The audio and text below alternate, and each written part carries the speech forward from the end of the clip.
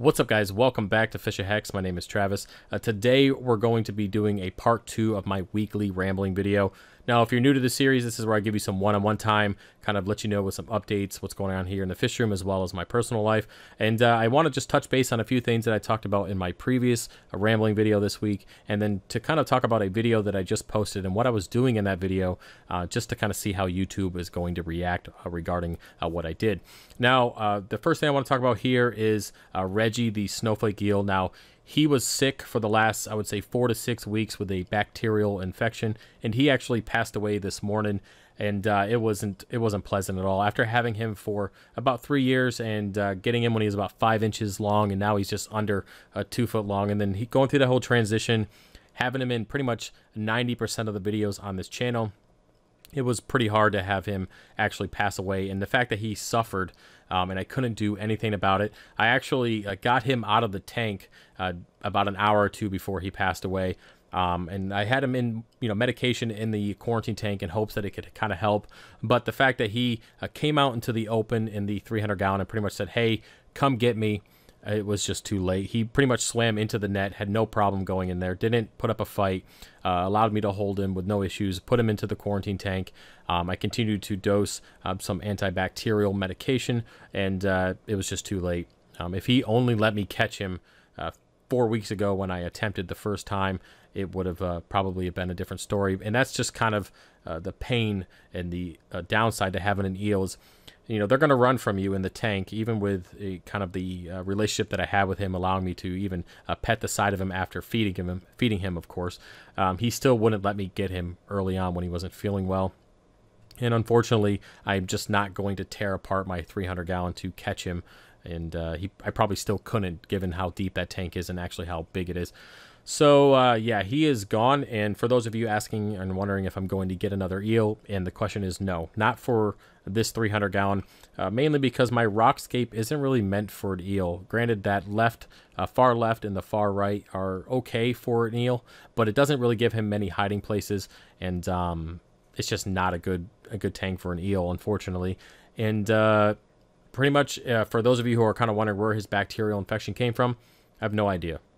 I have absolutely no idea. All I can think of it is maybe it's the food that I was feeding him. Maybe something was bad at the store when I got it. I don't know where he got it from, because every fish that I've put in that tank so far has gone through a 4 to 6 week quarantine period with internal and external medication to take care of anything that would pretty much cause this issue. So, yeah, I don't know. And I probably will never know. I just kind of have to guess at this point. I do feel at fault for the fact that he passed away. I felt like I could have done more. I actually, in hindsight, I feel like I could have went in there and made more effort to catch him and maybe tear down that left rock structure to get him out, because that's the only one he could have actually hid in. But it is what it is right now. I can't do much about it. I am going to bury him out back and then kind of go about my life, move forward, and no more eels. Not in the 30 gallons, too small. Not in the 300-gallon, again, because of the aquascaping. And maybe there will be a tank in the future that I will consider getting another one, just not at this point in time. Now, moving on to the next thing here, you guys noticed that I didn't have the clam in the 300-gallon anymore. Well, basically, what happened is I had a client who really wanted the clam, so I just simply sold it. No other reason than that. This client already has a clam in his tank. He wanted another one, and he really liked mine, so he offered me a price that I couldn't deny. I couldn't turn that price down. So, and with everything going on with Reefapalooza and the sheer amount of money that I've invested into that so far, plus I'm looking to get a work truck for the business, any and every penny that I get is just going towards all of that. And really, I just couldn't pass up on that kind of money. So the clam is gone. I might get another one in the future. That's another thing with my aquascape and with the amount of flow that I have. I just coming to understand that certain things just don't do well in my tank. Anything on the bottom of the tank besides that big LPS just doesn't do well with the amount of flow, especially when the surge modes kick in and kick up all that detritus. Now, the clam was happy for the most part, for the exception of those surge modes that kicked in once or twice during the day. He kind of closed up, wasn't happy about that. And so we'll see. Maybe I'll get another clam. Maybe I'll get a bigger one that might be a little bit happier with the extra flow. We'll see how it turns out. But for right now, we're not going to have one. The bare bottom tank looks good as is. I might consider getting some bigger LPS to kind of fill in the blank spots. But other than that, I'm just going to kind of leave it the way it is.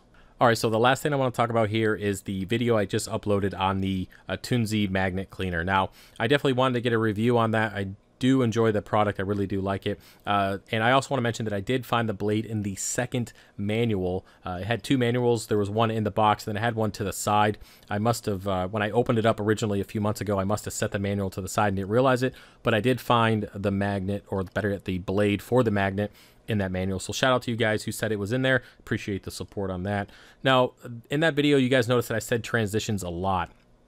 Now, that was intentional. I did that in the hopes that I could play a little game where you guys could extend the watch time, or I could have greater watch time on that video, just to kind of see how YouTube responded to it. There's been just kind of debates on how YouTube is promoting videos based on watch time and interactions in the comment section, and I wanted to find a fun way to do it that wasn't so obvious.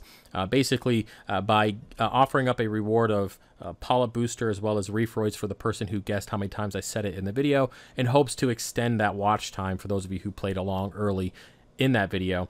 Now, it was pretty irritating to actually produce a video and try to say it as many times as I did without it being too obvious, but it felt obvious because I knew that it was just kind of happening in the background.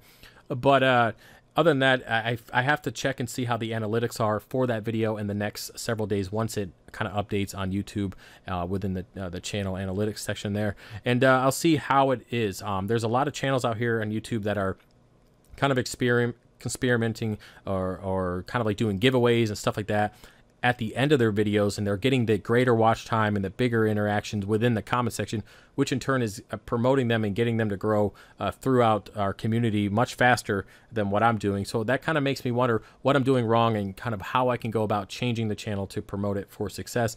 Now, I'm pretty good with just doing the basics and having the videos be authentic and kind of, you know, what they have been over the last 2.5 years.